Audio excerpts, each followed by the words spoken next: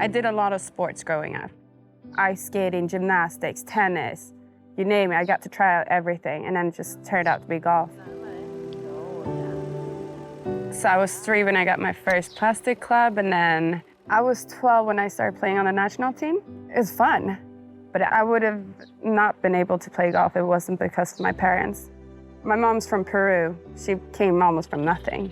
And my dad, he was studying in Sweden, working as a teaching pro.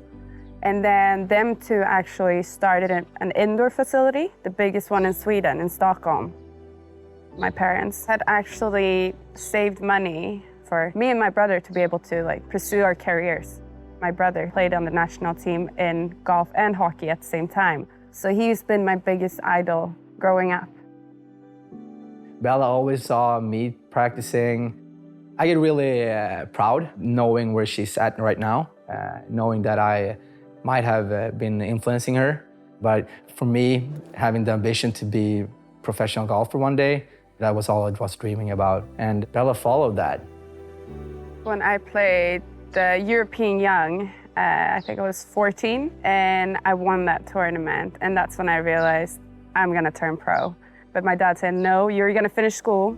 And I got recruited into Oklahoma State. But I stayed 4.5 years. I only planned to stay 1 year and turn pro. I didn't want to study. I was never a study person, but I stayed and grinded my way out and finished with a double degree within business. By going to college, got my scholarship and everything covered. Didn't have much cost for that year, and I got help with clubs and everything. So that was the start of it. And then when I turned pro, it was almost like hit me in the face of wow, this is how much it costs, this is how much it is to manage everything.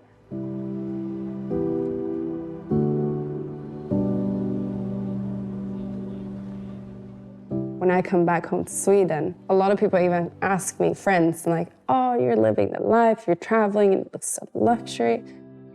It's not. You have flights, they're very expensive. I have a flight to South Africa coming up, and it's outrageous what I'm paying.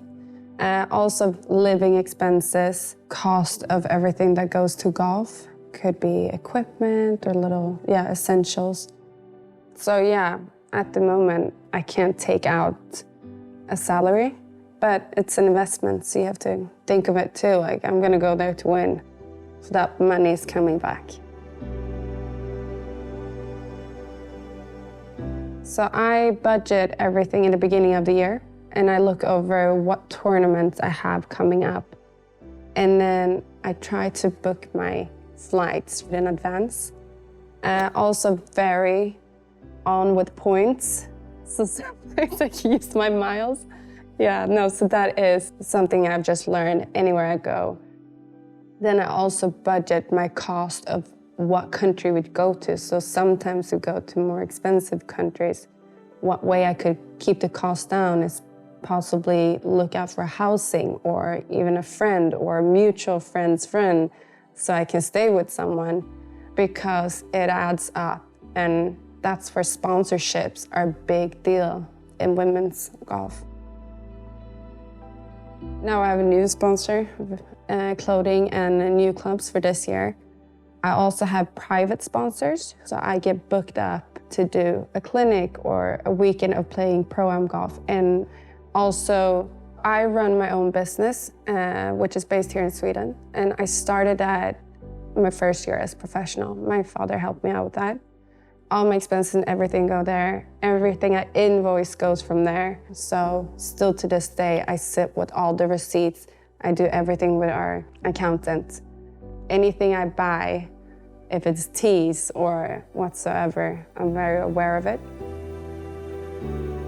I know it's tough, but I'm really impressed of how she's built her brand.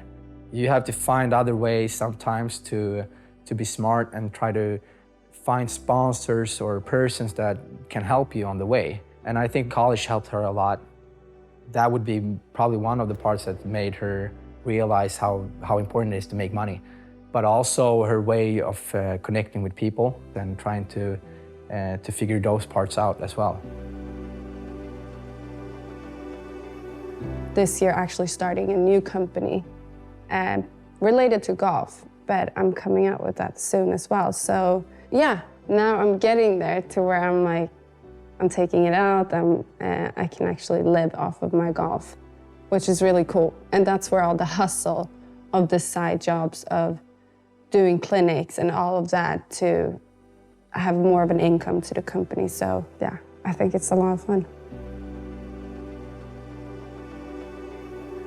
It even crossed my mind today, like, wow, like I get to play and be out here. There's nothing else I want to do.